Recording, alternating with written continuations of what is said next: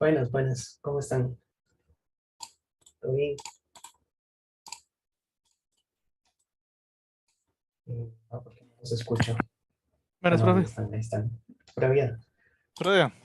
Sí, empezando el año.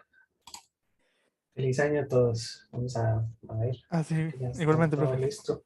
Sí, vamos a ver cómo nos va, ¿verdad? Hay que agarrar impulso para ver si logramos hacer muchas cosas este año. Ok, am, bien, bueno, algunos anuncios primero. El examen es este sábado, ya habíamos hablado de eso.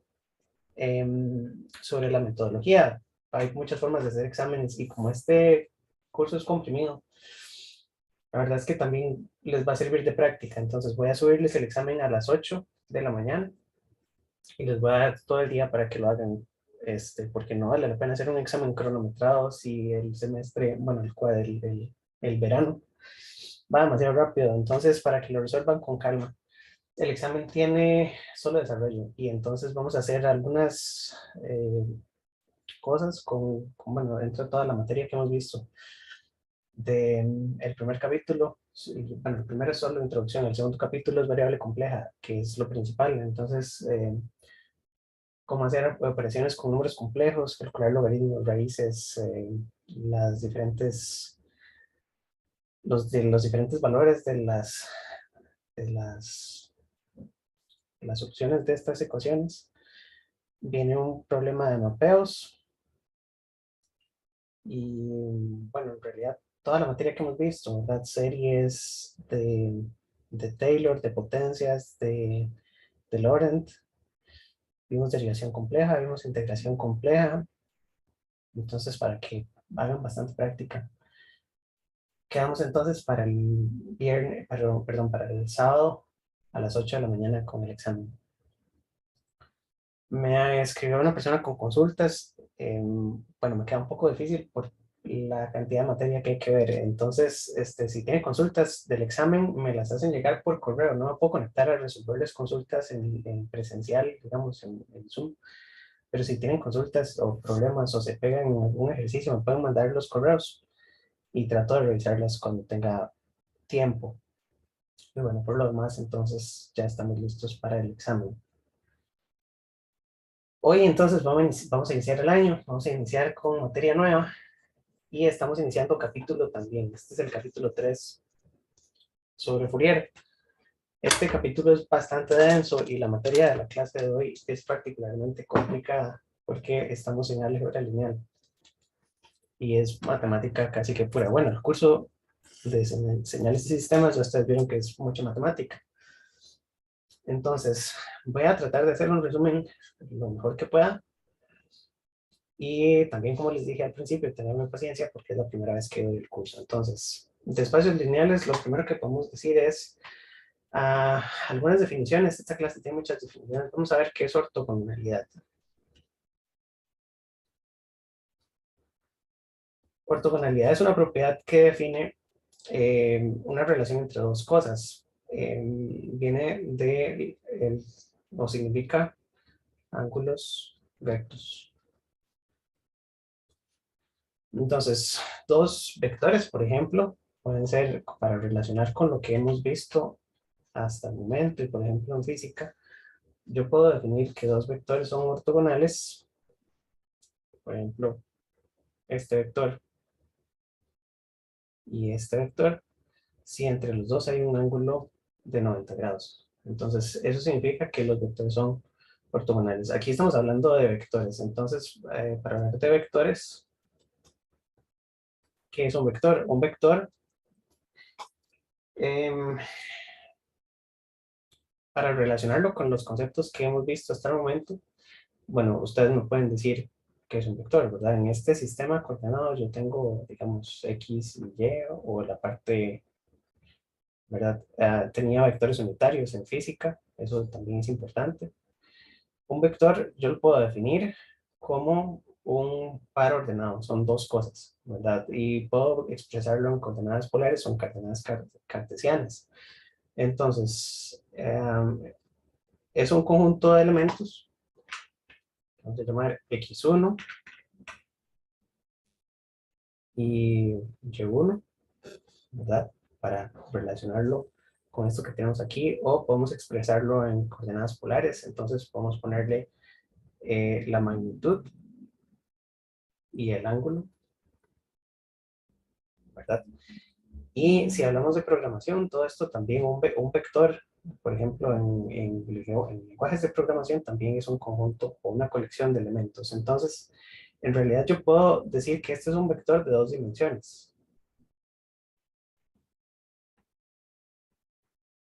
porque tenemos X y Y.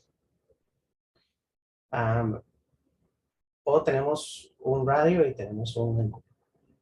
Pero en general hay vectores de más dimensiones. Puedo hacer vectores en 3 dimensiones, ¿verdad?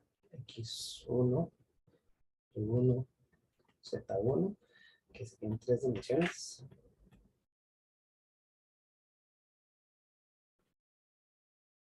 O puedo hacer vectores de más dimensiones, ¿verdad? Entonces aquí sería X1, X2, X3, punto, punto, punto.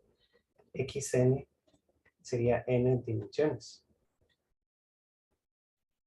En realidad lo podríamos denotar como que el vector, para no ponerle nombre a esto de que sea X y Y, porque puede ser cualquier cosa, después vamos a ver las bases. Yo puedo definir que un vector X, normalmente le ponemos la flechita arriba para denotar que es un vector también. Y en el libro lo que usan es el X como en negrita. Entonces son dos posibles notaciones de un vector, ¿verdad? Una es el X con la flechita, que ese tiene sentido si hablamos de vectores en 2 dimensiones, pero también podemos poner X en negrita, porque un vector, vamos a ver que puede ser cualquier cosa. Las funciones pueden ser vectores más adelante. Entonces, un vector es como una estructura que denota o que está compuesta por diferentes componentes. Este borrador es gigante, me puedo hacer unas preguntas. Ok, y entonces tenemos también eh, que las componentes, en este caso X1, X2 y en general todas los X, van a pertenecer a eh, ya sea al conjunto de los números reales o al conjunto de los números complejos, porque para extender la notación, como es una colección de todos estos elementos, yo puedo tener, creo que no me están escuchando bien, tengo el micrófono por allá, puedo tener una colección de elementos y todos pueden pertenecer o a los reales o a los complejos. Entonces, no necesariamente todas las componentes, que bueno, todavía no hemos hablado de componentes igual, pero sí, en realidad sí, todas las componentes de este vector son reales, eso es a lo que estamos acostumbrados, pero podría ser el caso en que estas partes o las componentes del vector sean números complejos. Entonces, a estas dos cosas, a los reales o a los complejos, vamos a llamarlos un conjunto F, para decir que son elementos que pueden ser o de los números reales o de los números complejos. Y F es el conjunto, vamos a llamarlo que es un conjunto de escalares. Y ya vamos a hablar qué son escalares. Ok, entonces hasta el momento creo que hay cosas que tienen relación, como los vectores en física. Y cada una de las partes de este vector pertenecen a un conjunto que son los escalares. Ahora, para hablar de un espacio, vamos a ver, de un espacio vectorial,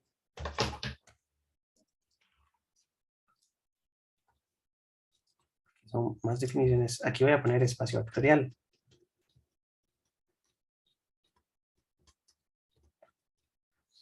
Entonces, un espacio vectorial, sí, ya habíamos hablado de conjuntos y mucho de teoría de conjuntos, ¿verdad? Ya dijimos por aquí que el conjunto de los números reales, el conjunto de los números complejos, estos son conjuntos y no hemos definido operaciones. Ahora, un espacio vectorial tiene que ser una colección de vectores.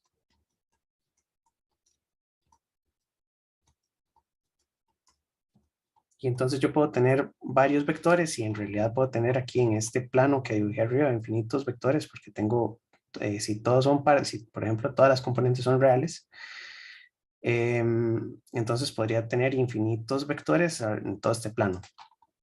Y entonces una colección de vectores es el conjunto de todos los vectores que pueden estar en ese plano y a eso le vamos a llamar V con dos rayitas. El espacio vectorial eh, tiene que tener relación con las componentes, es decir, tiene que estar sobre un cuerpo F, es decir, que las componentes pertenecen a F y tiene que tener operaciones. Entonces, lo que vamos a definir es que tiene dos operaciones básicas. Tiene que tener suma vectorial y además tiene que tener producto escalar. Entonces, si yo puedo sumar dos vectores y puedo multiplicar un vector por un escalar, eso corresponde a un espacio vectorial. Vamos a ampliar aquí esto un poco. Entonces, lo que tenemos es que, bueno, hay que definir cómo se hace la suma y cómo se hace el producto. Entonces, también para relacionarlo con lo que tenemos en física. Si yo tengo dos vectores, gráficamente, ¿cómo los puedo sumar? Vamos a ver, si yo tengo el vector A con la flechita y tengo el vector, me lo reconoce, B, ¿cómo puedo sumar A más B? Lo que tengo que hacer es tomar este vector, trasladarlo con la misma, tengo que trasladarlo al final del segundo y el vector resultante sería este de aquí, A más B, ¿verdad? Esa es la suma gráfica de dos vectores. Pero vamos a ver, suma vectorial. Entonces yo sumo A más B. Aquí le pongo las flechitas porque no tengo forma de ponerlo como en negrita, pero en el libro viene en negrita. Estamos en la página 106. Entonces, la vamos a definir como una operación que es cerrada sobre el espacio vectorial. Es decir, ¿se acuerdan que yo tenía operaciones cerradas y operaciones abiertas de toda la teoría que habíamos visto también anteriormente? Entonces, yo sé que si yo sumo dos vectores en este plano, el vector resultante pertenece a ese mismo espacio vectorial. Entonces, la suma tiene que ser cerrada sobre el espacio vectorial que estamos hablando. Esas son las propiedades, pero ¿cómo vamos a hacerlo? Bueno, normalmente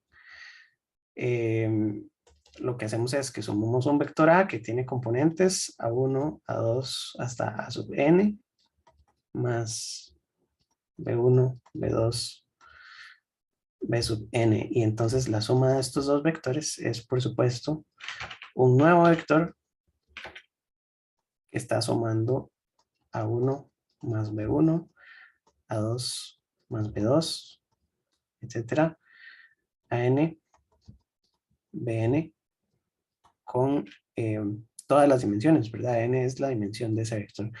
Después vamos a definir formalmente qué es la dimensión. Pero entonces podemos sumar dos vectores y la operación de suma tiene que ser cerrada. Entonces hay varias propiedades, en la página 106 están todas. La primera propiedad es, vamos a ver, la suma vectorial es cerrada en V. Ya dijimos que la suma de dos vectores cualquiera me da un vector en el mismo espacio. La segunda es que la suma es asociativa Hay muchas propiedades, ¿verdad? Pero entonces que A más B más C es igual a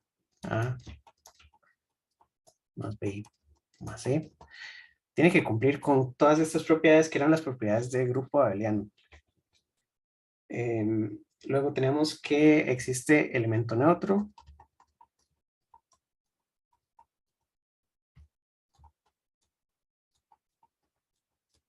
que es un vector que está compuesto por ceros.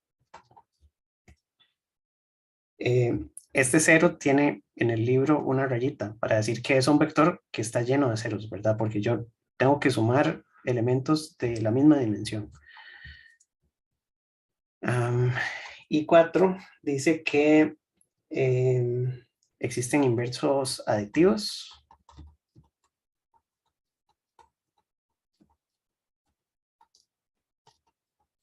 ¿Verdad?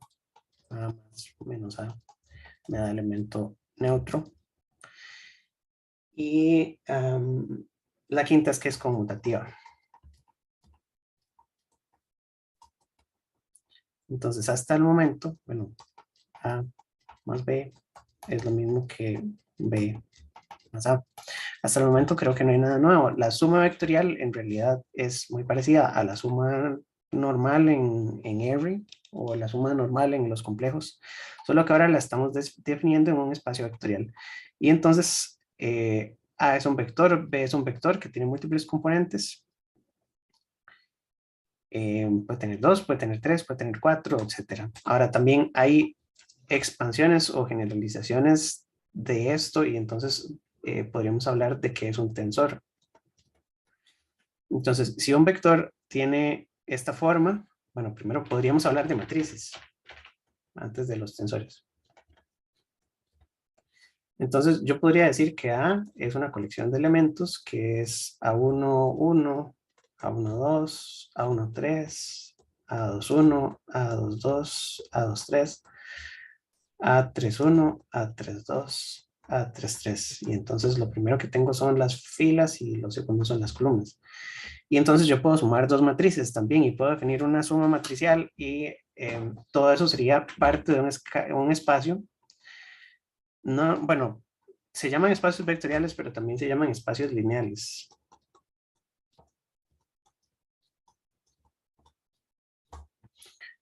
Que es el mismo concepto. Vectoriales porque estamos acostumbrados a usar vectores, pero en realidad un vector puede ser cualquier cosa. Los vectores pueden ser matrices y podemos definir sumas matriciales siempre y cuando tengamos una propiedad de suma vectorial. No hemos hablado del producto escalar, pero también deberíamos definir esas dos cosas. Si se cumple que tiene suma y producto, entonces es un espacio lineal. Entonces pueden ser matrices o pueden ser tensores. Y existen tensores de infinitos órdenes también. Entonces un tensor es, vamos a ver cómo lo puedo explicar. Voy a dibujar aquí un cubito. Y entonces imagínense que la primera capa de este cubito tiene A1, 1, 1, A1, 1, 2, A1, 1, 3, A1, 2, 1, A1, 2, 2, A1, 2, 3, A1, 3, 1, A1, 3, 2, A1, 3, 3. Pero en la dimensión que tengo para atrás, tengo otras capitas. Entonces digamos que este primero es este bloque de la esquina. Y entonces tengo un bloque atrás y un bloque atrás. Cada uno de estos cubitos es un elemento de este tensor. Y entonces yo puedo definir que la notación, ¿verdad? El cubito que está aquí atrás sería A2, por esta que estamos haciendo, 2, 1, 3, ¿verdad? Y el último sería A3, 1, 3. Y entonces con tres subíndices puedo identificar todos los elementos de ese tensor. Esto se usa mucho en física y en redes neuronales también y en otro montón de cosas. Tiene muchas aplicaciones porque hay arquitecturas que están optimizadas para hacer operaciones con este tipo de elementos. Entonces, es como la generalización. Todo esto yo puedo hacer un espacio lineal lleno de tensores, o un espacio lineal lleno de matrices, o un espacio lineal lleno de vectores sencillos, que sean de una sola fila, por ejemplo, o una sola columna.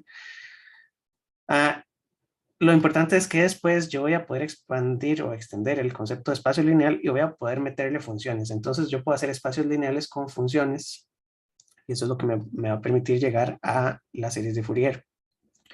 Porque en las series de Fourier yo meto un espacio lleno de cosenos, ¿verdad? Y entonces los tengo que ir sumando, porque hay suma vectorial. Pero la otra propiedad es el producto escalar. Entonces, para poner aquí producto escalar,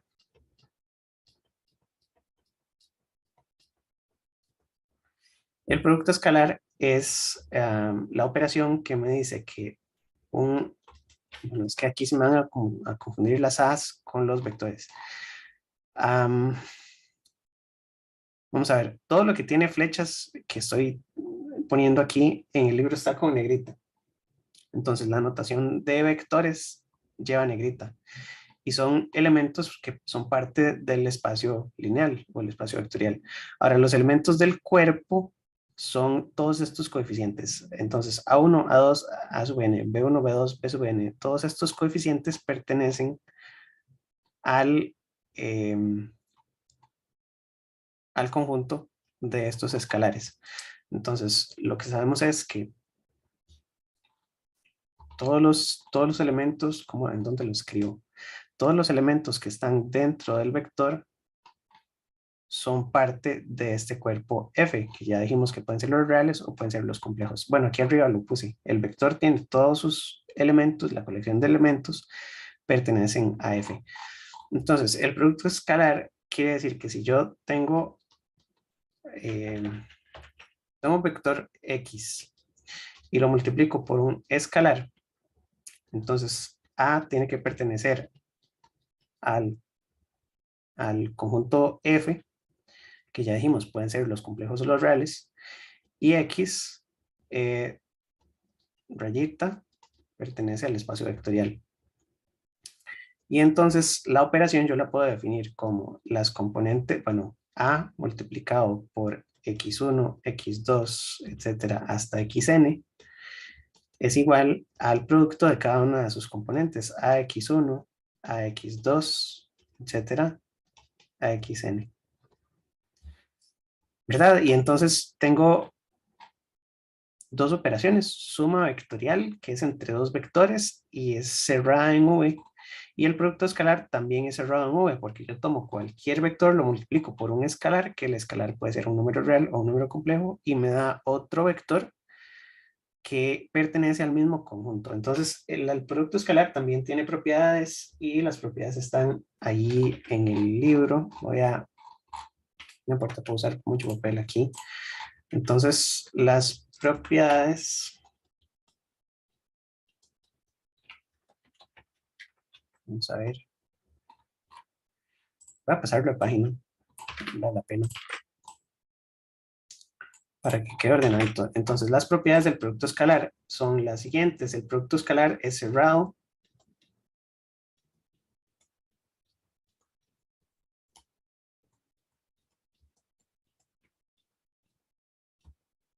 En V. Eso quería decir que cualquier operación de producto escalar me va a dar otro vector dentro del mismo conjunto.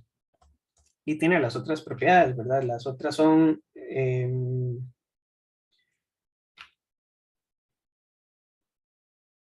vamos a ver, para ponerlas en orden, porque son 10 propiedades. Estas 5 son para la suma y estas otras son las del producto, que en orden sería la número 6, que es el producto escalar, que es el cerrado. La número 7 es que el producto escalar es asociativo.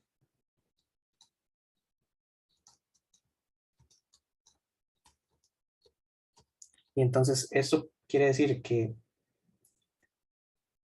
un escalar por la multiplicación escalar de un vector es igual a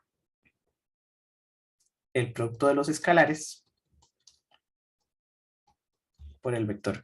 Ahora, observen que los productos son diferentes. Aquí todos son puntitos. Bueno, deberían ser el mismo. Pero este b por x es un producto escalar de un vector. En cambio, este a punto b, aquí a la derecha, es el producto de dos escalares, es el producto convencional, ¿verdad? Porque si esto pertenece, si esto es un número real y esto es un número real, esto aquí es un número en R, ¿verdad? Y entonces ese escalar se multiplica por el vector.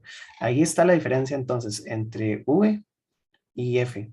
F es un conjunto de escalares y por eso se llaman escalares, porque me sirven para hacer esta operación de producto escalar.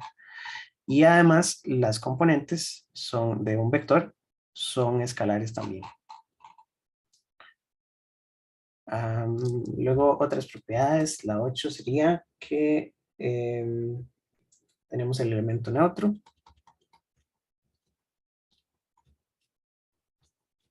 Porque podemos tener un vector lleno de unos, ¿verdad? Un vector vertical lleno de unos. No, perdón. Es un 1 y es un escalar, porque es el elemento que multiplicado por un vector me da el mismo vector. Uno es el escalar, ¿verdad? No sería un... A diferencia del elemento neutro aditivo, ¿verdad? El elemento neutro aditivo es el 0, pero el 0 todo lleno de ceros, ¿verdad? Un vector todo lleno de ceros sería el elemento neutro de la suma. El elemento neutro del producto escalar es un escalar que es el 1. Y si existe, ¿verdad? Entonces el número 9 sería que es distributivo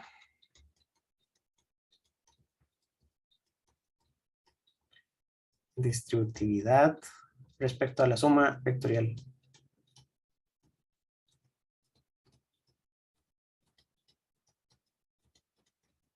Y entonces yo puedo hacer que A por una suma de vectores se distribuya y entonces puedo hacer A por X más A por Y. Y el último es que sea conmutativa. No.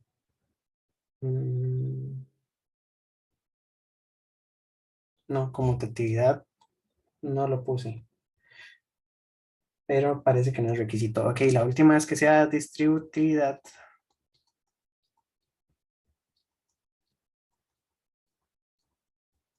Respecto a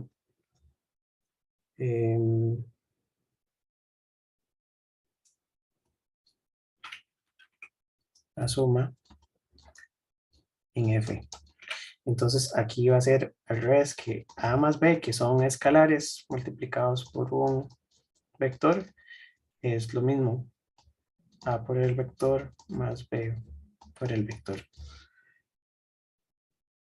Ok, entonces, la síntesis es que cualquier espacio, cualquier conjunto de elementos que llamamos vectores, que están descritos por un cuerpo F de escalares, cuyos vectores están formados por escalares, ¿verdad? Un vector puede ser este vector convencional o este sistema de matrices o estos tensores.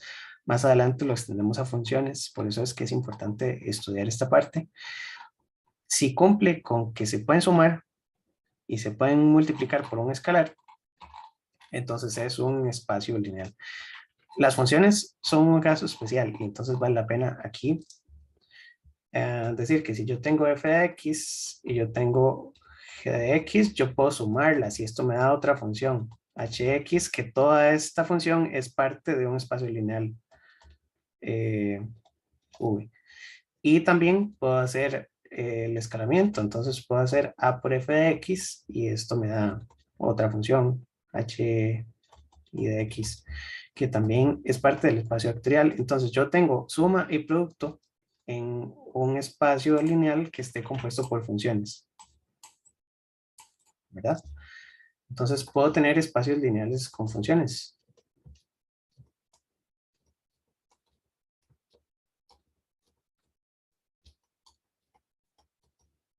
Donde más adelante, bueno, vale la pena adelantarlo, es que ya me vi todas las clases y no quiero adelantar mucho. Una función la vamos a expresar como un vector con infinitas dimensiones, pero eso, para eso nos falta un poquito. Entonces, esta idea de que una función sea un vector con infinitas dimensiones la vamos a retomar más adelante. Por ahora, lo más importante es que espacio lineal es cualquier conjunto que esté compuesto de vectores que estén operadas sobre un cuerpo que se llama el espacio, el conjunto escalar, y que cumpla con que se pueden sumar y se pueden multiplicar por un escalar. Si esas dos operaciones existen y satisfacen todo esto, tenemos un espacio lineal. Ok, entonces, es posible bueno, existen diferentes tipos de espacios lineales según, según los vectores unitarios que se tengan en ese espacio. Vamos a hacer una clasificación. Voy a poner otra página para hablar sobre combinaciones lineales de vectores.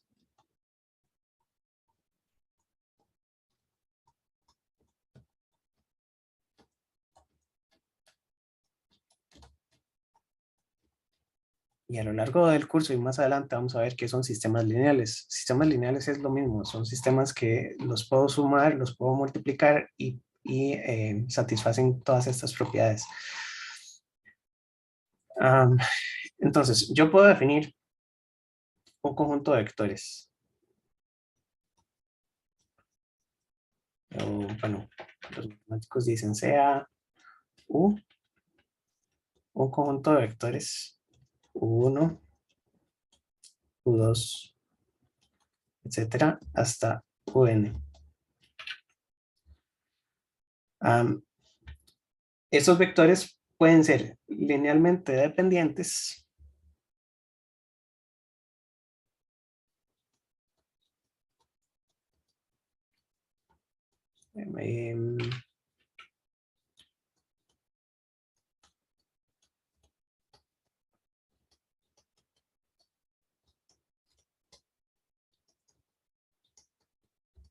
si es posible encontrar uno de esos vectores como combinación lineal de los demás. Voy a poner aquí un ejemplo.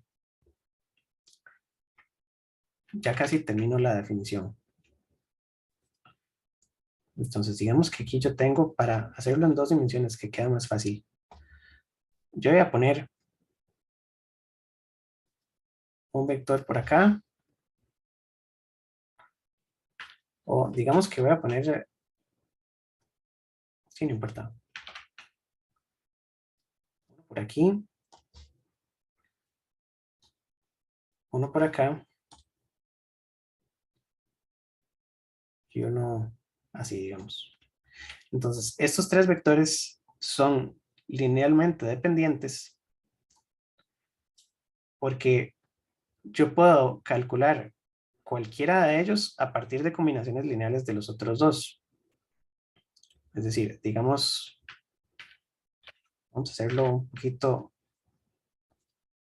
más grande. Y entonces, si yo quiero el vector rojo a partir de combinaciones de los otros dos, yo puedo hacerlo de diferentes maneras. Puedo multiplicar el vector azul por un número negativo. Entonces me queda más o menos así. Y luego puedo multiplicar el vector verde, y eso lo sumo, y me queda aquí para atrás, ¿verdad? Esta línea debería ser paralela al vector que está arriba, más o menos se ven como paralelos, ¿verdad? Entonces yo puedo sumar estos dos, que son combinaciones lineales. Si yo puedo obtener el rojo a partir de la combinación de los otros dos. Entonces, si se puede...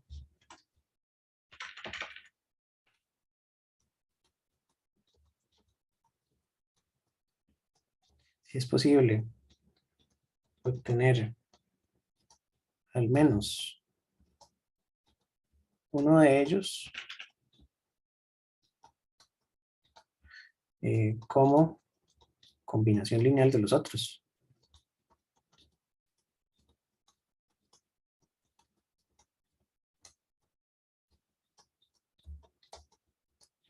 Entonces, en este caso, digamos que ese es el vector A, este es el vector B, y yo lo que quería hacer es encontrar C. Entonces, para este ejemplo que está aquí, yo puedo decir que C es igual a A multiplicado por un escalar, que le vamos a llamar C1, más C2 multiplicado por otro escalar, perdón, A multiplicado por un escalar que es C1 y B multiplicado por un escalar que es C2. Ese escalar es negativo en los dos casos, ¿verdad? Porque las flechas van en dirección opuesta a su vector original. Pero entonces yo puedo encontrar los valores C1 y C2. Y por lo tanto decimos que esos vectores son linealmente dependientes.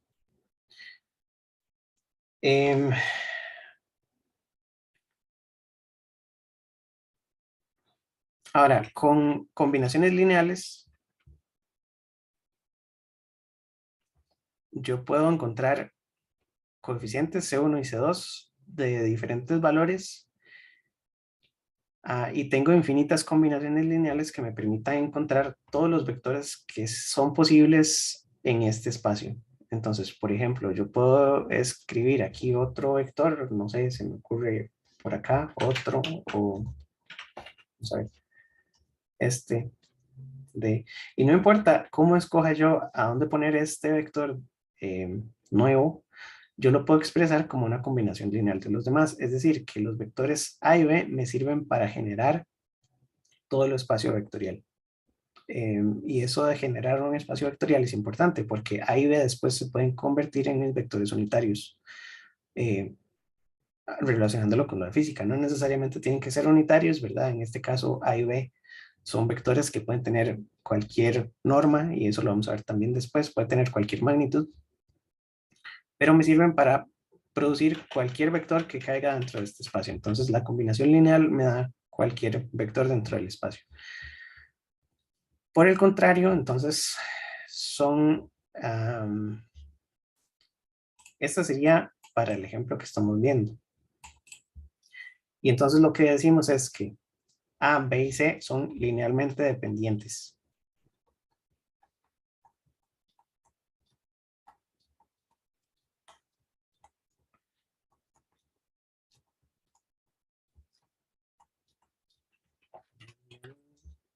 ¿Sí?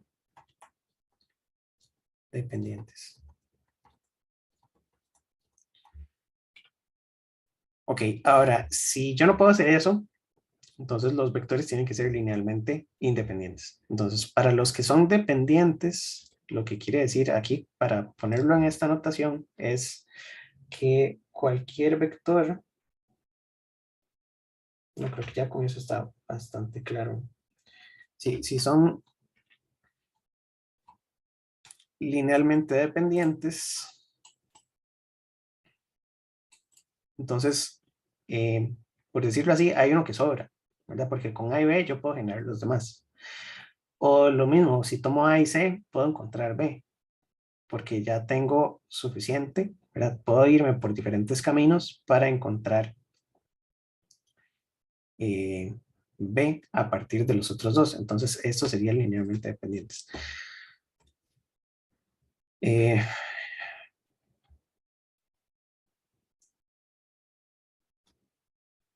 un conjunto de vectores, es que no sé cómo explicarlo, es algo que quiero poner, pero no sé cómo explicarlo. Si yo tengo solo dos, voy a hacer el dibujo, creo que es más fácil. Si yo tengo solo dos vectores en este espacio, y entonces voy a poner a solo A y a B. Así desde el origen. Esos dos vectores son linealmente independientes porque no existe ninguna manera de obtener B a partir de combinaciones lineales solo de A. ¿Se entiende, verdad? Yo no puedo llegar a B por ninguna trayectoria que me incluya solo A, porque las combinaciones lineales de A todas me van a dar aquí sobre esta misma recta, ¿verdad? Si estamos hablando solo sobre un cuerpo en los reales, ¿verdad? Que es como hacemos las operaciones en física, ¿verdad? Estamos hablando de que F son los reales.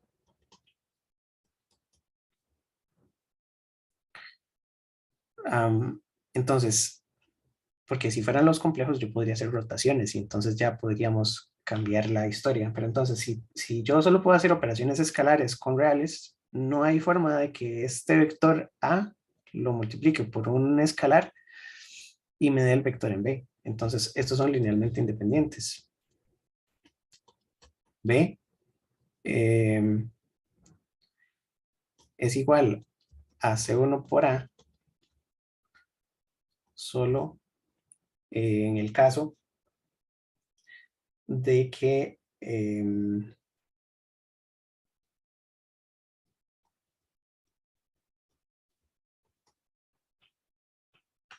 bueno, a veces hay cosas obvias. Si B es igual a 0 y C1 es igual a 0.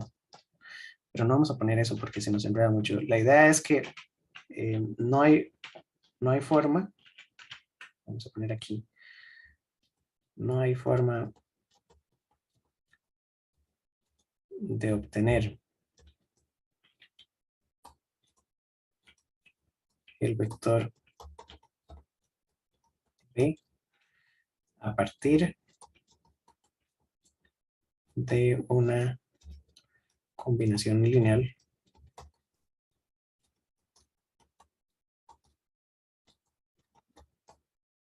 de A, ¿verdad? Entonces, A multiplicado por cualquier escalar siempre va a ser distinto a B. No hay forma de lograr que sean iguales. Y entonces, esto es lo que se llama que A y B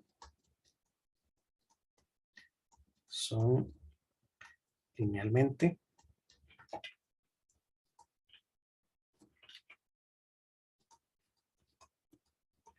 independientes. Esto uno se lo puede llevar a todas las dimensiones que quiera. Y para hablar de dimensiones, bueno, yo en 3D no creo que pueda dibujarlo, pero vamos a intentar. Entonces, si tengo 3 dimensiones, digamos esta, esta y esta, y normalmente uno le pone X, Y y Z a los ejes, por ponerle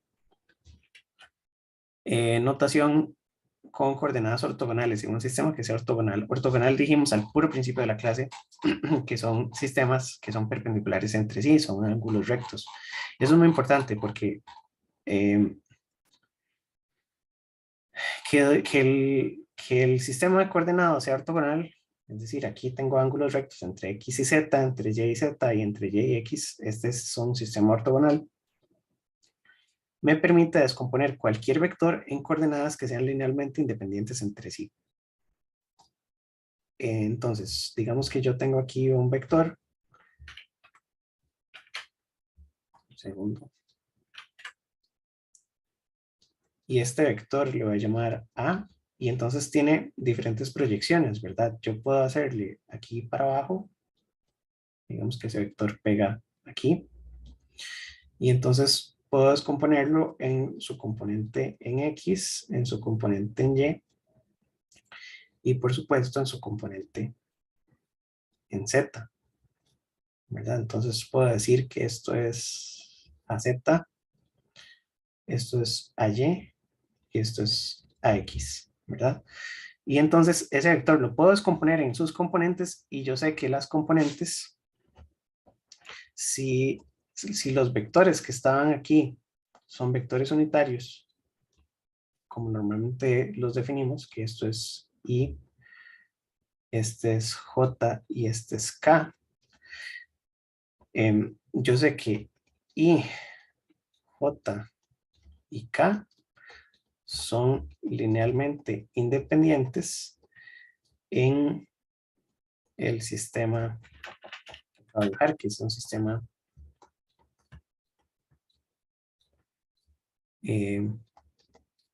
coordenado ortogonal. Son linealmente independientes porque yo no puedo obtener K a partir de combinaciones de I y J. Vean que si yo tengo combinaciones lineales de I y J, yo puedo obtener vectores que estén sobre un plano, que sería el plano XY, ¿verdad? Todas las combinaciones lineales de I y J van a ser vectores en el plano XY.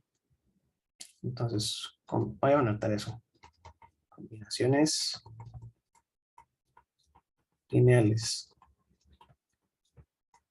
de I y J quedan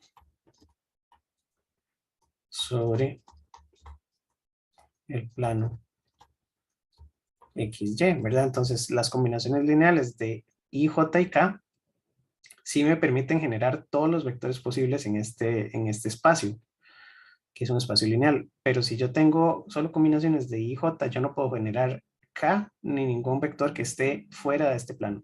Entonces, de ahí es de donde viene también la idea de tener subespacios. Y entonces decimos que el plano XY es un subespacio W con dos rayitas de V. Y esto es lo mismo que en teoría de conjuntos, cuando vimos que, por ejemplo, los números enteros eran un subconjunto de los números reales, por ejemplo, y los números naturales son un subconjunto de los enteros, etcétera, ¿verdad? Entonces, esto es lo mismo. Los espacios vectoriales también pueden tener ese mismo conjunto, esa misma idea de tener subconjuntos. Entonces, yo puedo tener subespacios. Y aquí, entonces, este plano XY sería un sistema de dos dimensiones. Ahora, para hablar de dimensiones, en la página 107 se indica, bueno, hay una lista de requisitos o características que dicen si un conjunto de vectores son linealmente independientes o linealmente dependientes. Porque no todos, yo puedo comparar vectores, aunque no todos sean unitarios, ¿verdad? Aquí pusimos I, J y K, que son vectores unitarios y son linealmente independientes porque no puedo obtener uno en función de los otros dos. Pero no necesariamente tienen que ser ortogonales también. Ahora, si yo pongo otro vector, vamos a continuar con las ideas. Si yo pongo aquí otro vector y ese vector está sobre el plano XY y a este vector le voy a llamar L, entonces IJ y L sí son linealmente dependientes, porque yo L lo puedo encontrar como combinación lineal de I y J, ¿verdad? Yo me puedo ir por aquí, por aquí, por aquí, y después por acá, por acá, por acá, y entonces ya tengo una suma de I y J que me llevan hasta L. Entonces, en este sistema de tres dimensiones, si yo tengo tres vectores sobre el mismo plano, son linealmente independientes, pero si yo los tengo sobre planos diferentes, como dijimos, I, J y K, que son ortogonales sobre planos diferentes, esos son linealmente independientes. Entonces, lo que dice el libro es que el número máximo de vectores en un sistema linealmente independiente, voy a poner esto porque es muy importante.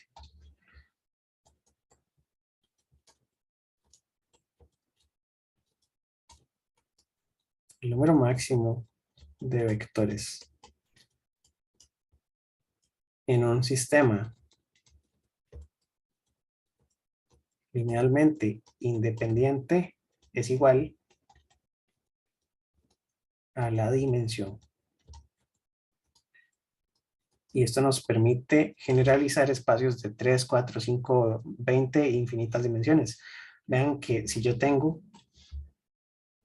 aquí en un plano de dos dimensiones, porque sabemos que son dos, tengo dos vectores linealmente independientes, como hemos dicho, no necesariamente tienen que ser ortogonales. Estos dos vectores son linealmente independientes porque yo no puedo encontrar uno en función del otro.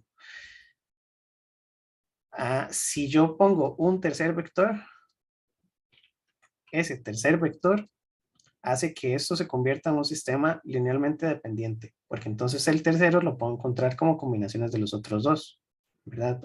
¿Verdad? Si fuera lo mismo que el azul y el verde son los vectores unitarios ortogonales, entonces yo me puedo ir y descomponer esto en componentes. Esa es la ventaja que tiene que los vectores sean ortogonales, que es muy fácil descomponer esto en componentes, porque si no son ortogonales, yo no sé qué proporción, bueno, se podría calcular qué proporción de un vector tiene y qué proporción del otro para que entonces la suma me dé el último, ¿verdad? Pero si lo tengo en un sistema ortogonal, yo puedo descomponer el vector en coordenadas, en componentes, perdón. Entonces, para este sistema, si pongo 3, se convierte en un sistema linealmente dependiente. Entonces, el número máximo de vectores que yo puedo poner aquí que sean linealmente independientes es 2.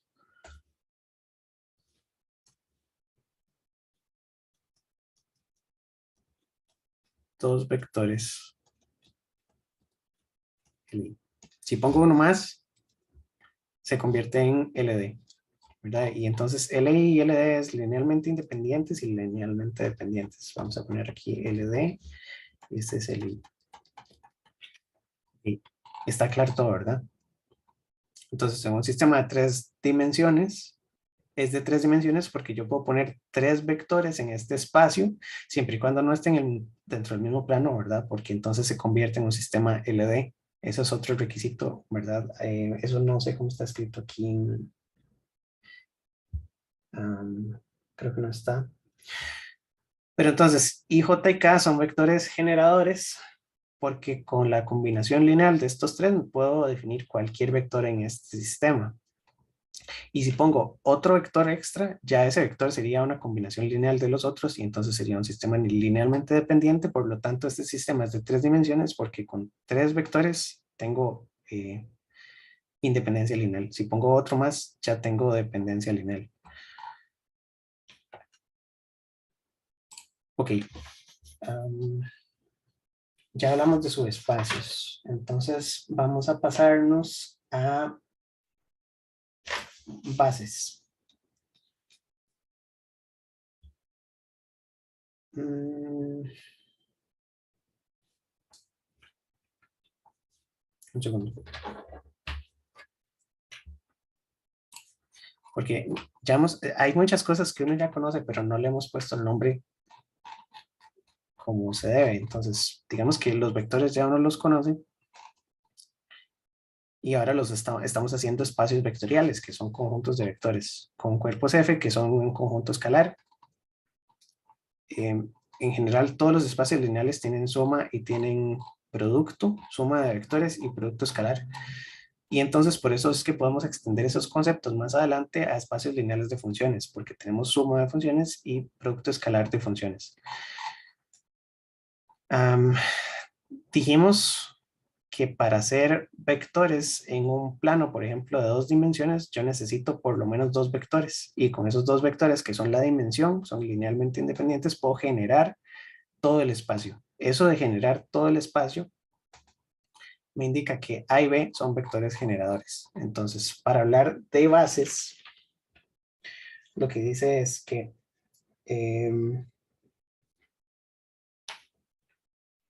vamos a ver, bases.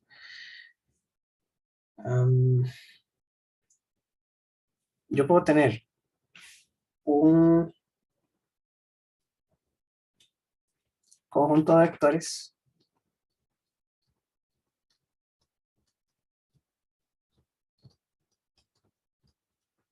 que es U, que es U1, U2, etcétera, etcétera, hasta UN, para extenderlo a todas las dimensiones posibles. Se denominan vectores generadores,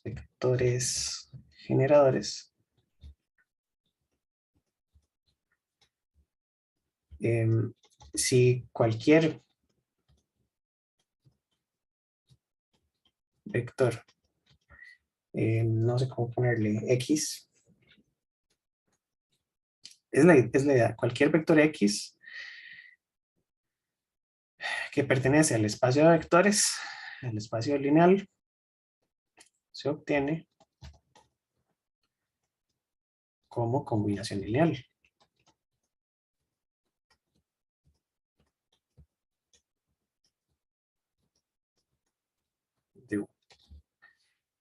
¿Verdad? Entonces, si yo tengo suficientes vectores generadores, puedo producir un espacio vectorial y entonces esos vectores son vectores generadores, no necesariamente son ortogonales. Estos dos que están aquí en este dibujo son vectores generadores porque me permiten obtener todo el espacio vectorial, ¿verdad?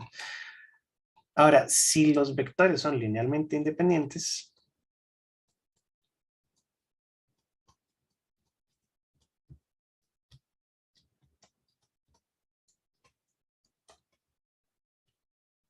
entonces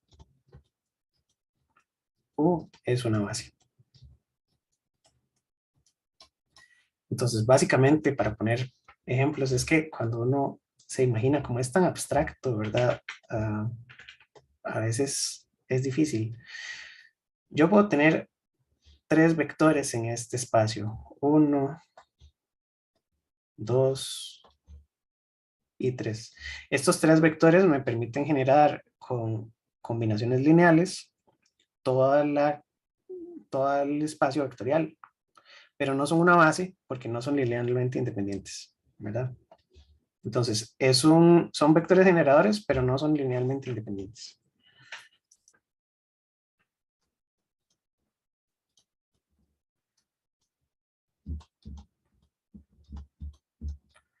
Son vectores generadores, pero no son una base. La base entonces sería cualquier sistema de vectores que tenga solo dos, porque con dos me aseguro que sean linealmente independientes, ¿verdad? Voy a poner esto aquí abajo. Y entonces yo puedo tener aquí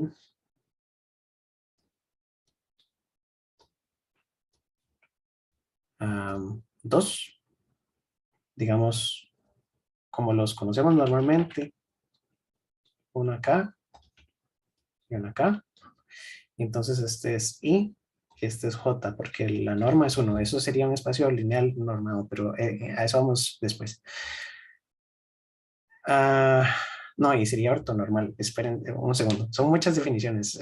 Vamos poquito a poco. Entonces, dos vectores linealmente independientes son una base, pero un espacio vectorial tiene infinitas bases en teoría, porque yo podría definir otra base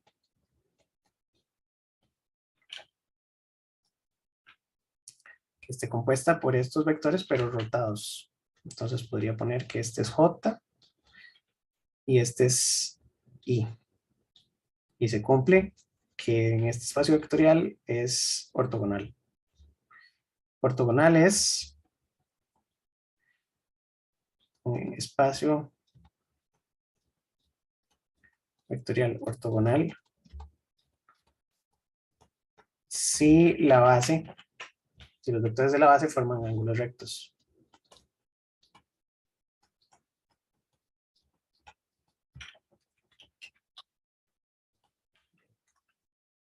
Vectores de la base forman ángulos rectos. No tengo idea de qué hora es, creo que son las 2. Si se me pasa la hora, ustedes me interrumpen porque siempre se me escapa. Ok, y un espacio, para ponerlo de una vez, y ahorita hablamos de la norma ortonormal, es si los vectores de la base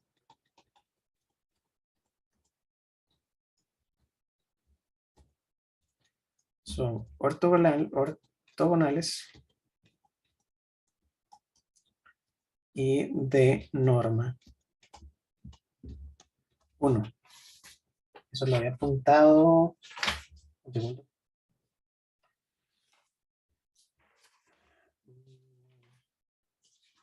Me estoy adelantando. Pero la idea es, en los sistemas que conocemos normalmente en física también, donde I, J y K son vectores unitarios porque estamos en espacios ortonormales, pero no necesariamente todos los espacios vectoriales son ortonormales, ¿verdad? Que eso es lo que queremos decir. Entonces,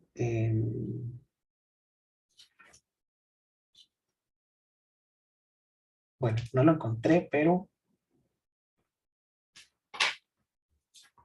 la definición de que sea ortonormal es esa.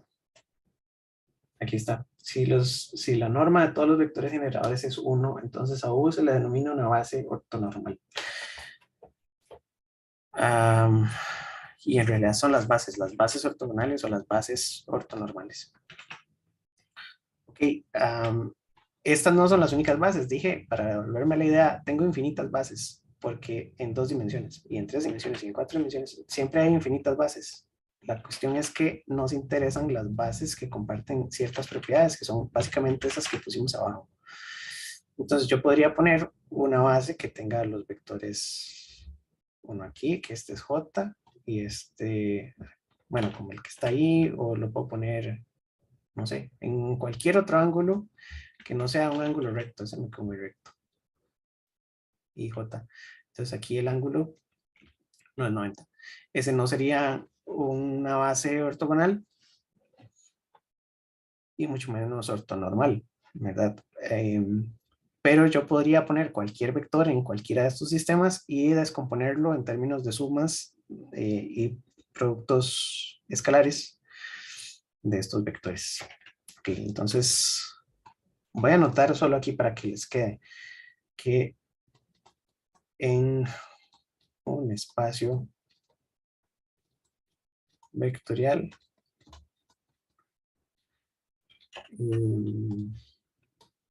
V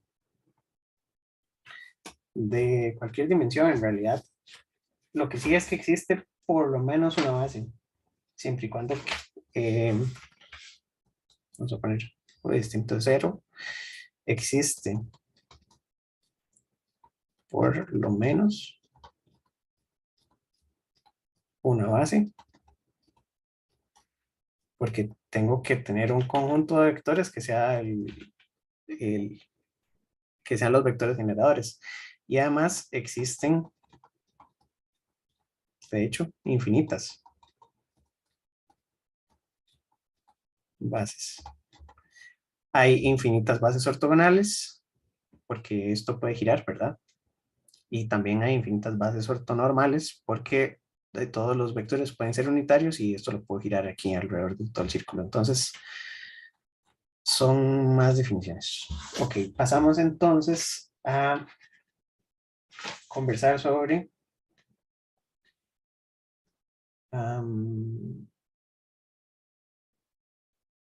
el orden de los elementos.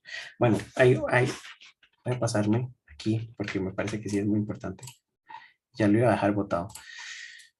Am, Así como hay teoremas fundamentales en matemática para un montón de cosas, vamos a hablar del teorema fundamental de la álgebra lineal. Teorema fundamental.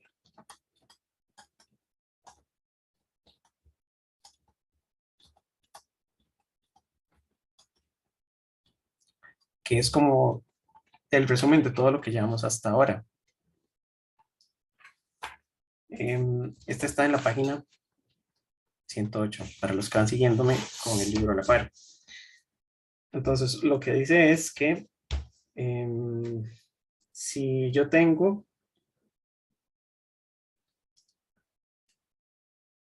recordamos la definición de base para tenerla aquí en mente. La base es el conjunto de vectores linealmente independientes que son vectores generadores. Es decir, que la base tiene que tener la misma cantidad de vectores que la dimensión del espacio.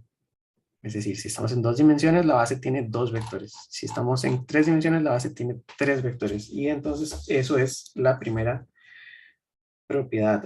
Lo que dice es que... Ay, un segundo.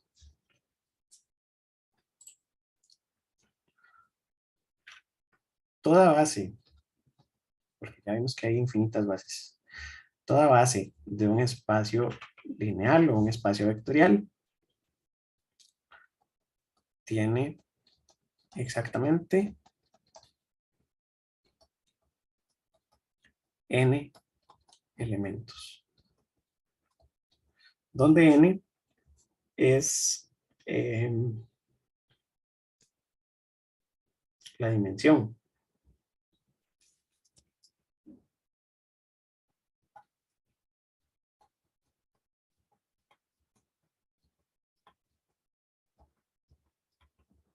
Y recordábamos que es el número máximo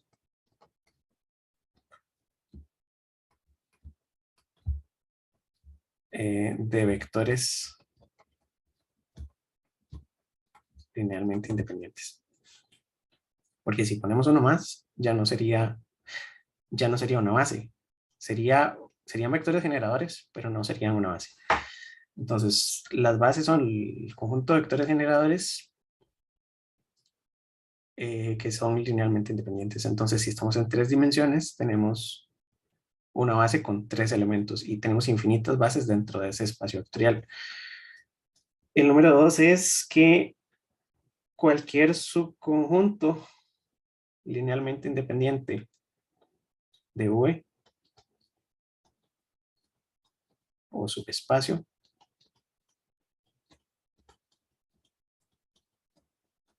vamos a ponerle W de V, tiene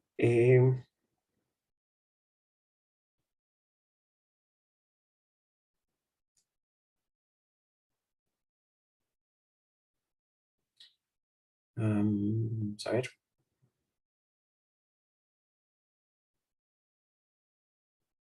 es que son muchas definiciones y va a tardar bastante rato copiándolas. Todo subconjunto W de V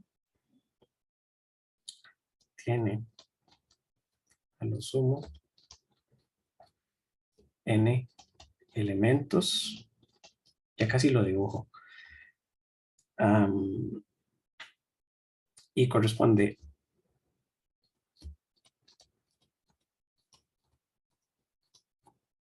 a una base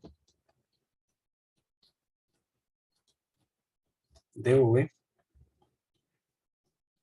si y solo si tiene exactamente n elementos.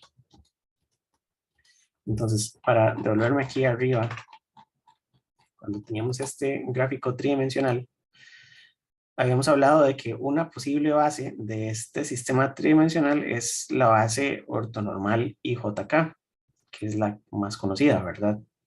Entonces, IJK sería la base del sistema, perdón, del conjunto o del espacio lineal V, que es todo el espacio tridimensional. Ahora, yo puedo hacer subconjuntos o subespacios W, y entonces lo que dice es que yo puedo hacer subespacios que sean pedacitos, ¿verdad? Aquí separamos un plano, pero no necesariamente es un plano. Puedo hacer diferentes divisiones. Ahora, la cuestión es que hay algo importante. Si yo considero que este W es un subespacio, ah, el subespacio tiene que ser cerrado, es decir, que las operaciones con I y J tienen que darme vectores dentro de ese mismo subespacio. Si yo hago la unión, por ejemplo, con otro subespacio, digamos que pinto aquí arriba toda esta etapa y entonces pongo la unión de toda la parte de abajo con la unión de toda esta etapa de la izquierda, eso no sería un subespacio W, porque digamos que yo en el subespacio que está en azul, yo puedo tener un vector aquí y un vector aquí, lo sumo y me da un vector dentro de ese mismo subespacio. Pero si yo hago la unión del azul con este otro, yo no puedo sumar un vector de este lado con un vector del lado abajo y que me quede dentro del mismo subespacio, porque eso me va a quedar aquí en 3D con alguna otra coordenada, ¿verdad? Entonces, ahí tengo requisitos de cómo partir este espacio tridimensional en subespacios que sean cerrados, o sea que las operaciones de suma y producto escalar den vectores dentro de ese mismo subespacio. Entonces W debe ser cerrado.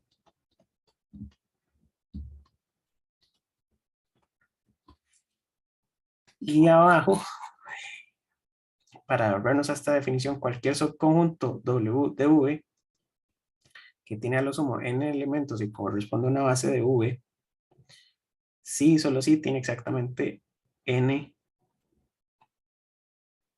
elementos. El conjunto de todos los vectores es todo el espacio tridimensional y yo puedo hacer un subconjunto que sean solamente IJK y son una base si tiene exactamente 3. Puedo hacer otro subconjunto que tenga otros 3 vectores cualesquiera, no necesariamente ortogonales, y eso sería una base si esos 3 son Bueno, si son tres, ¿verdad? Si yo tomo un subconjunto de vectores, porque aquí escogí todos los vectores que están en una etapa, ¿verdad? Pero yo puedo escoger subconjuntos aquí de vectores.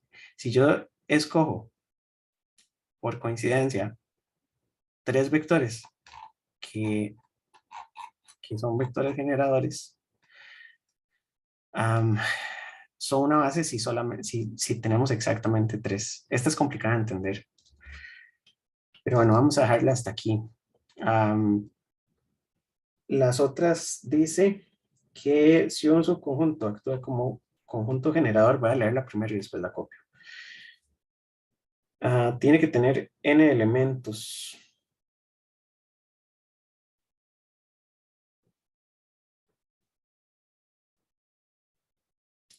Lo que dice esta, la 3.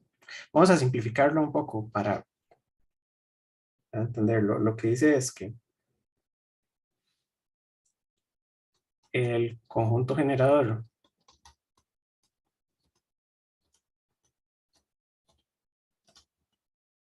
de V tiene exactamente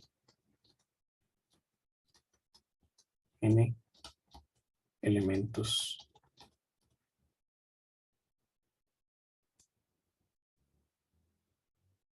Tiene al menos. Perdón.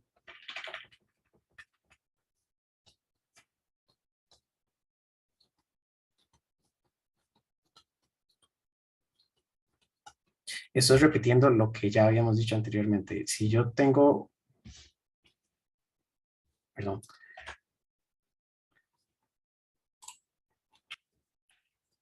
se me desarmó.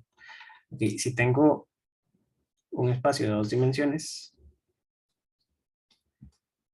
un conjunto generador tiene que tener por lo menos dos vectores, ¿verdad? Entonces, con dos vectores, yo puedo considerar que esos dos vectores son el conjunto generador, pero puedo tener tres o puedo tener cuatro, ¿verdad? Entonces, esta primera parte de la 3 lo que dice es que el conjunto generador tiene al menos n elementos y es una base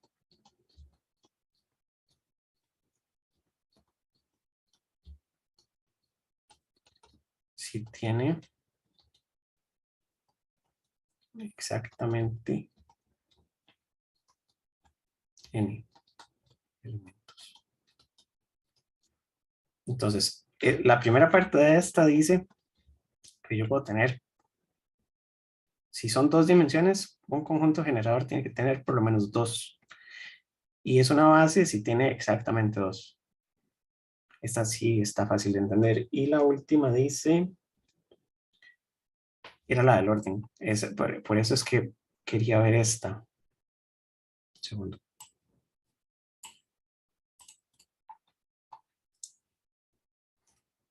La 4 lo que dice es que si los elementos de la base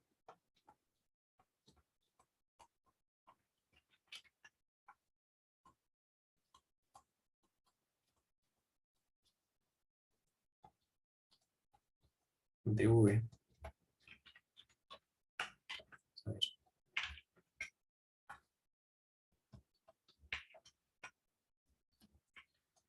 se toman en un orden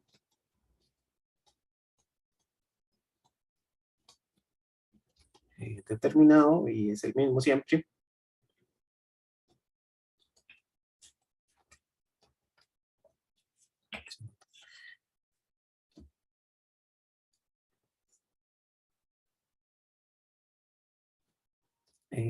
Entonces, cualquier elemento, esto es lo importante, cualquier elemento de V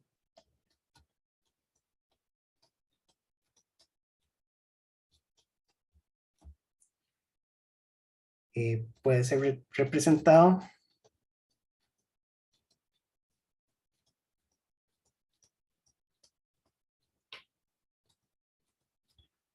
por una secuencia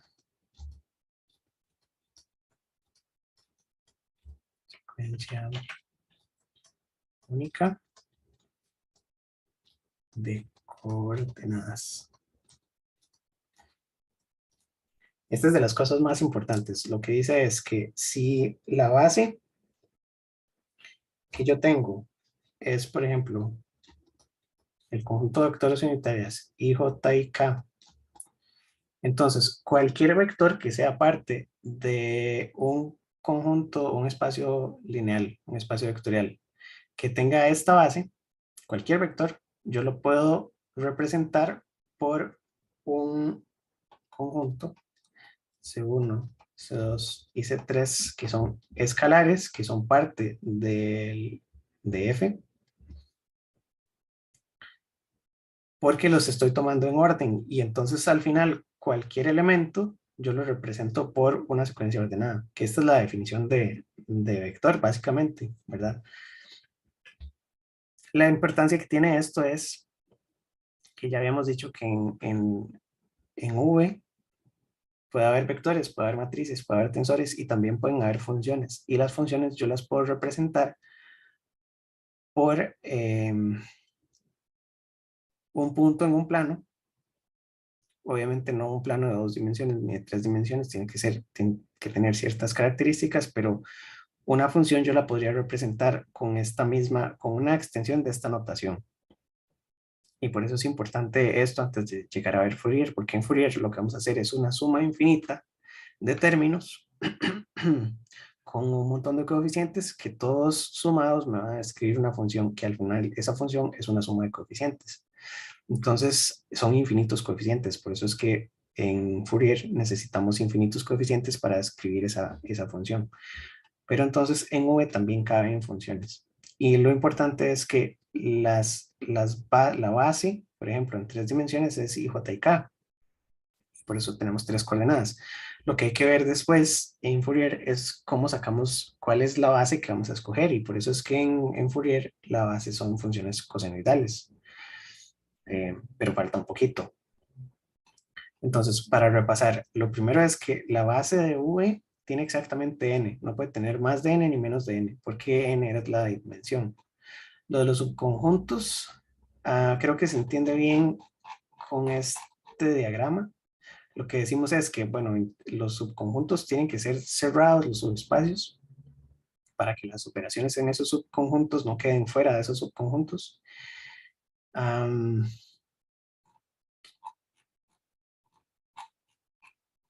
Y creo que parte de lo que dice es que es una base de V si el subconjunto tiene n elementos. ¿Lo copié bien? Sí, creo que sí. Entonces, porque significaría que yo como subconjunto escogía la base. Entonces, con este 2 pueden brincárselo. Pero técnicamente es eso. El 3 dice que el conjunto generador es el que permite obtener todos los vectores en V y tiene por lo menos n elementos y es una base si tiene solamente n. Bueno, exactamente n. ¿Verdad? Entonces, un conjunto generador puede tener muchos elementos, pero es una base solo si tiene la misma cantidad de las dimensiones. Eso ya lo habíamos comentado antes, es solo para ponerlo así en el teorema fundamental del álgebra. Y el último es que si los elementos son ordenados, entonces cualquier vector puede ser representado por una secuencia única de coordenadas. Y estas coordenadas pertenecen a F. Y eso es lo importante, que entonces no necesito nada más para describir todos los vectores. Cualquier vector en el espacio está escrito por una suma de componentes o coordenadas. Y son muchas definiciones, pero creo que vamos bien. Ok, ahora dijimos que cualquier espacio lineal, para hacer una clasificación, los espacios lineales o los espacios vectoriales, pero para poder generalizar el concepto y que sean espacios de cualquier cosa, no solo de vectores, todos deben tener suma vectorial y producto escalar.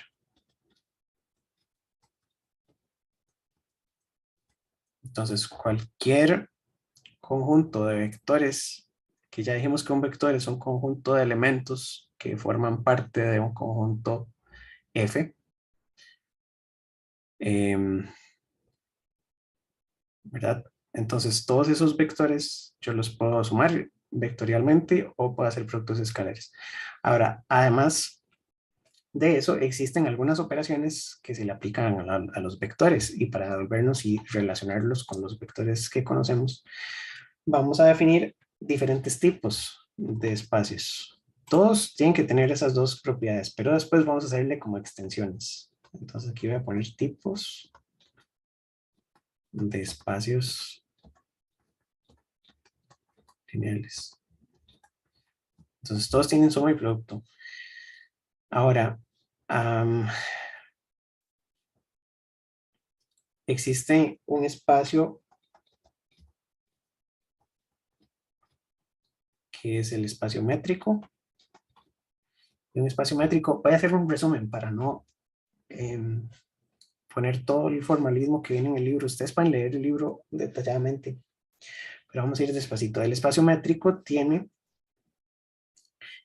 es un espacio lineal que tiene con una operación de distancia. Y la distancia la vamos a calcular entre dos vectores. Entonces, la distancia de dos vectores X y Y la vamos a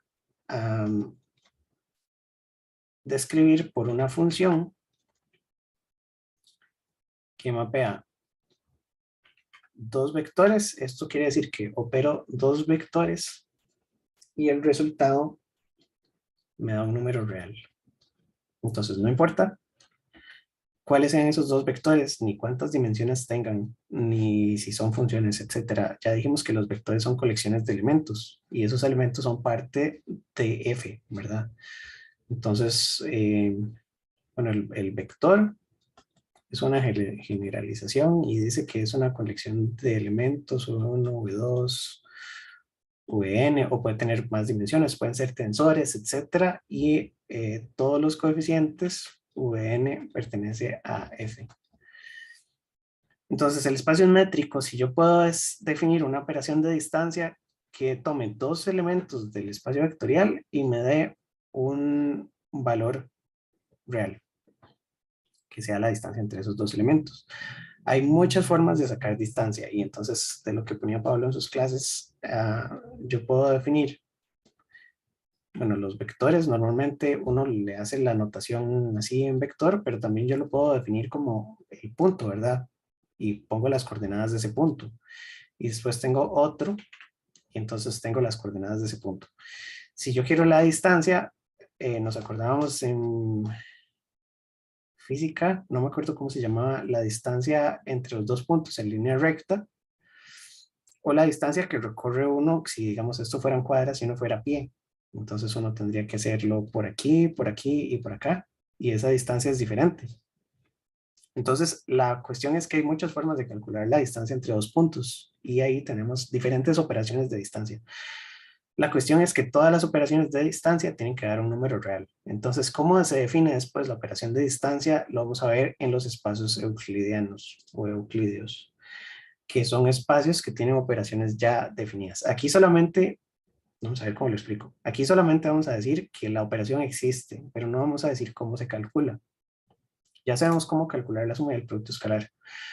En la segunda parte de la clase de hoy, vamos a hacer todos los cálculos y entonces vamos a ponerle ecuaciones a cada una de estas cosas, porque las operaciones dependen del espacio en el que estemos trabajando, y entonces los espacios euclídeos o euclidianos son un caso especial donde las operaciones tienen algún tipo de metodología para calcularse, y entonces a eso vamos en un ratito, ¿verdad? Pero entonces lo que decía es que distancia entre dos puntos la puedo calcular en línea recta o la puedo calcular así por cuadras, en componentes, o hay diferentes formas de calcularla, pero siempre la distancia es una operación que está en un espacio que opera dos vectores y me los pasa a un número real. El número real me da la distancia. Todas estas operaciones tienen propiedades igual que las operaciones de suma y producto que ya las comentamos, pero como dije que iba a hacer un resumen, entonces no voy a comentar en las propiedades. Voy a comentar tal vez lo más importante es que esta distancia siempre tiene que ser mayor que cero si los vectores son diferentes. Entonces vamos a poner si los vectores son distintos de x, y tiene que ser mayor que cero. Y si son iguales, para que sea una distancia, entonces la distancia de un vector consigo mismo sí tiene que ser cero, ¿verdad? Porque no me desplace nada. Esa es una propiedad que tiene la operación de distancia.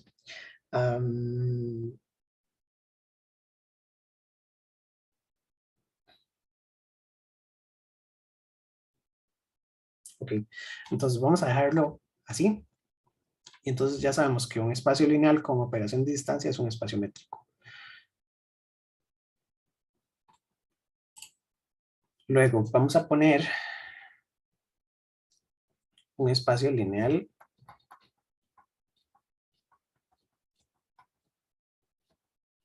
normado.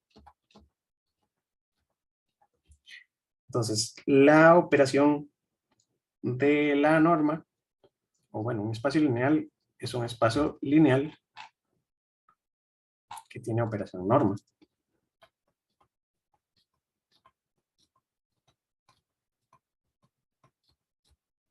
Entonces vean que son cosas, son operaciones independientes, pero vamos a ver que se conectan entre sí. El espacio lineal normado tiene una operación norma que es diferente de la operación distancia. Siempre es un espacio lineal, por lo que tiene que tener suma y producto. Tiene que tener suma vectorial y producto escalar, pero este debería tener norma. Entonces la operación de la norma, la voy a copiar igual que esta aquí arriba. La norma de un vector, porque arriba puse la distancia entre dos vectores. La operación norma es esta con doble rayita y es una función que se opera a un único vector y me da un número real.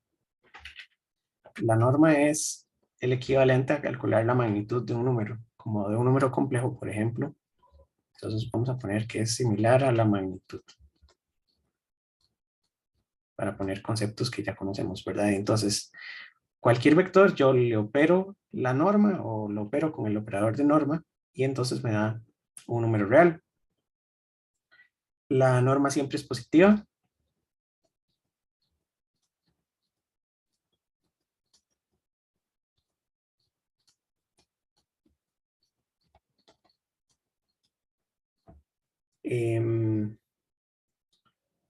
Siempre y cuando el vector no sea cero. Entonces, si v es distinto de cero, la norma siempre es positiva. Y para que la norma sea cero, v tiene que ser cero.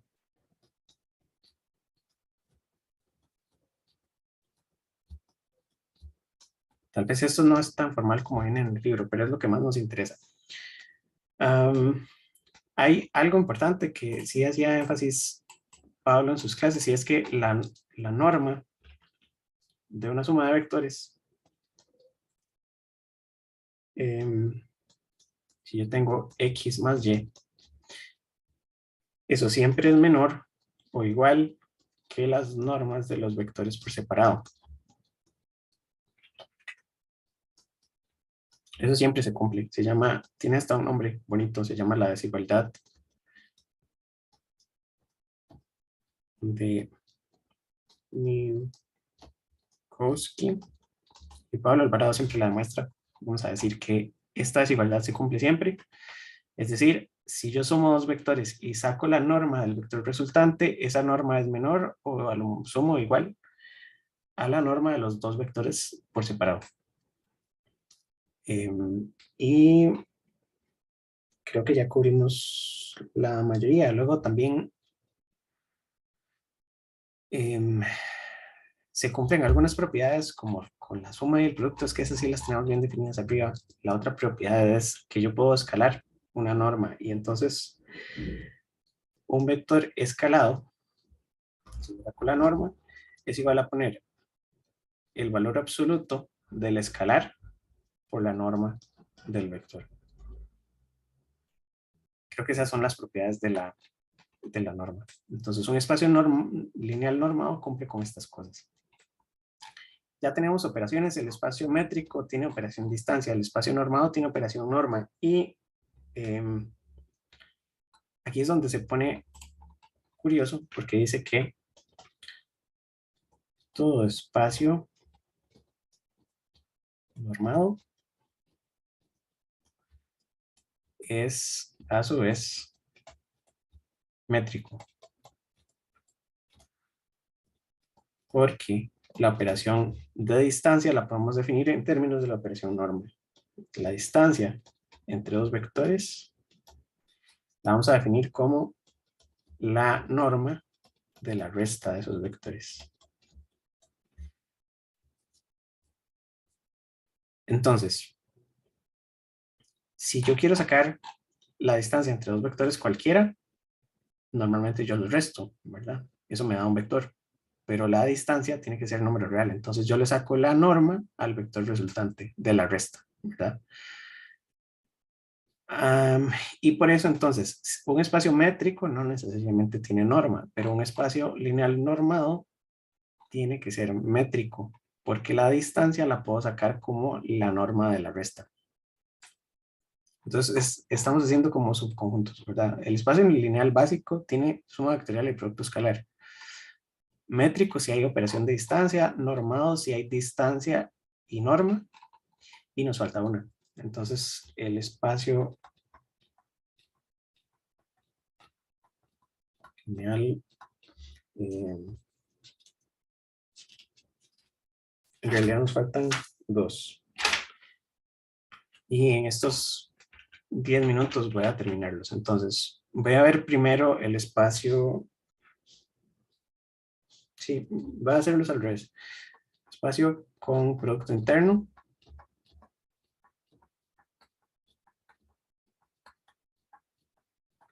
Y el producto interno es una propiedad o una operación. ¿Qué lo hice? Que la vamos a poner con unos paréntesis cuadraditos, bueno, triangulares. Entonces vamos a poner X y Y. Ese es el producto interno. En otros libros a este le dicen el producto escalar.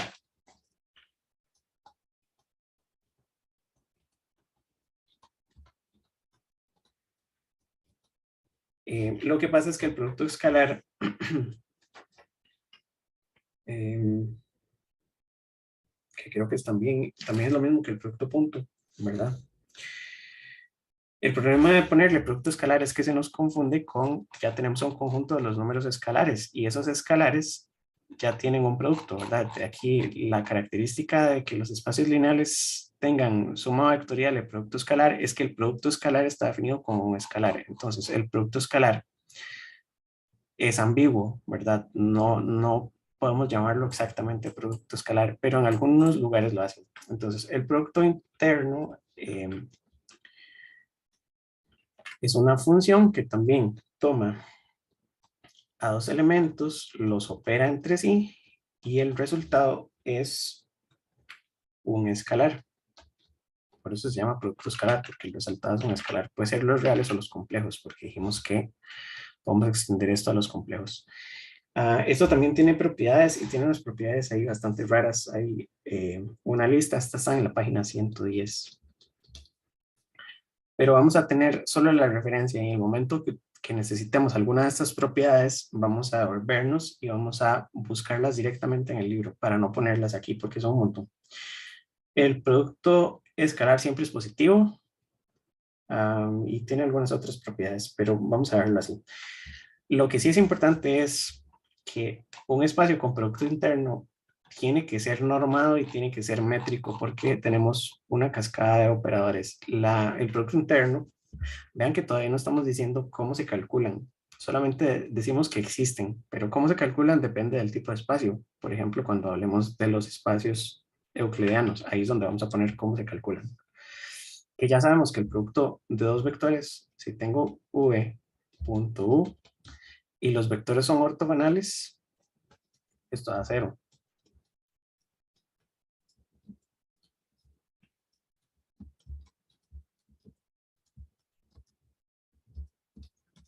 Eso lo vamos a ver también en la próxima parte de esta clase. Bueno, la próxima clase, que es que son largas. Ok, entonces del producto interno, eh,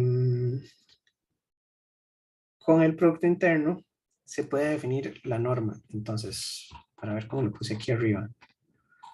Todo espacio con producto interno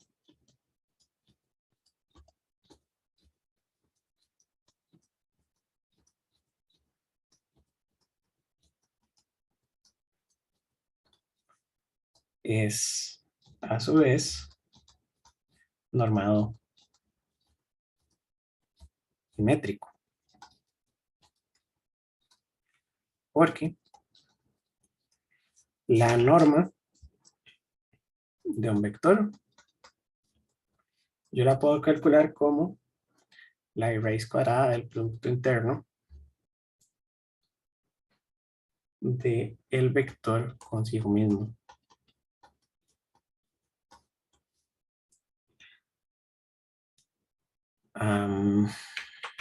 Todavía no hemos hablado de cómo hacer los productos internos. Evidentemente, si es el vector consigo mismo, no va a ser cero porque no son perpendiculares. La única forma de que el producto interno sea cero es que los vectores sean perpendiculares. Pero eso de perpendiculares también hay que definirlo. Bueno, ya dijimos ortogonales, ¿verdad? Que forman ángulos de 90. Entonces, la norma la sacamos con el producto interno y la distancia la sacamos con la norma. Entonces, eso quiere decir que un espacio que tenga producto interno tiene todas las anteriores. ¿Ok? Y el último pedacito de esta primera parte es, porque me faltan algunas operaciones, que el ángulo entre dos vectores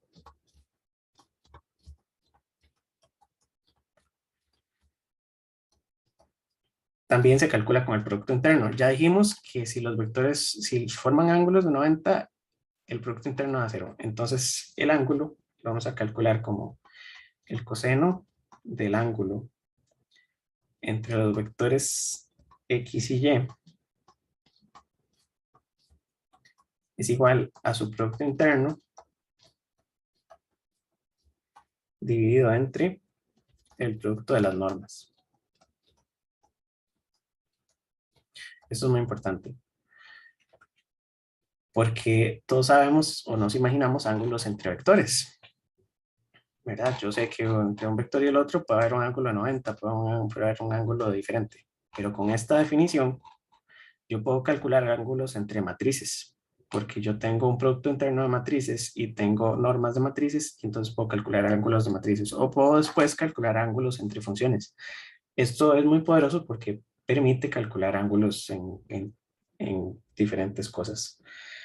Creo que en la segunda parte viene un ejemplo. Sí, el ejemplo viene después. Ok, entonces la definición de ángulo entre dos vectores es con esto. Y lo último que falta en estos 3 minutos, vamos a ver rápidamente qué es un espacio de Banach. Entonces, espacios de Banach tienen que ver con secuencias. Entonces, ¿se acuerdan de que era una secuencia de Cauchy?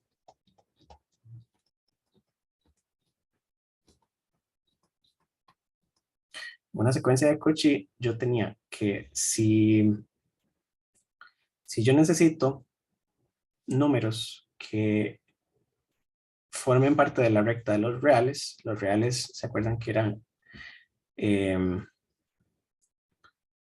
la unión de los irracionales, perdón, los racionales con los racionales, racionales con irracionales. Y yo tenía todas las secuencias de Cauchy dentro de los reales, porque las secuencias de Cauchy eran todas las secuencias que convergían a un valor para el cual yo podía darme un epsilon finito. Entonces, digamos, tenía 1, 2, 3, 4, etcétera, y había un n mayúscula, y entonces aquí esto tenía el valor de esa suma, entonces aquí podía tener un valor, otro valor, y esta suma es una secuencia de Cauchy. Sí. Perdón. Si a partir de ese n, la distancia entre el siguiente y el pasado es menor que un epsilon. Eso era una secuencia de Cauchy. Entonces, por ejemplo, la raíz cuadrada de 2 se puede expresar en términos de una secuencia que era una suma infinita y se podía encontrar un valor de n. Entonces, los espacios de Banach son espacios donde vamos a generalizar esto para vectores. Entonces, en términos de vectores, yo puedo tener secuencias de Cauchy de vectores. Y entonces, en n igual 1, tengo este. En n igual 2, tengo este. Entonces, aquí 1, 2. Luego tengo el 3, el 4, el 5, 6, 7. Y cada uno se va acercando más, ¿verdad? Y al final todos convergen a un solo vector. Entonces, en n tiene infinito una secuencia de Cauchy converge a un vector. Entonces, si ese vector está dentro de V,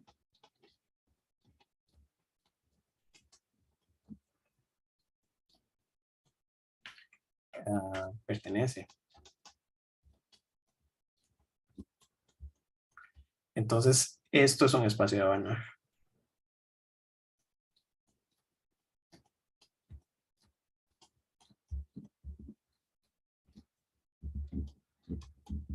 Pero si converge y no está en el conjunto o en el sistema lineal, entonces no es un espacio de Banach. Es como una implicación de permanencia, ¿verdad? Que todas las secuencias de Cauchy tienen que caer dentro del mismo V para que sea un espacio de Banach.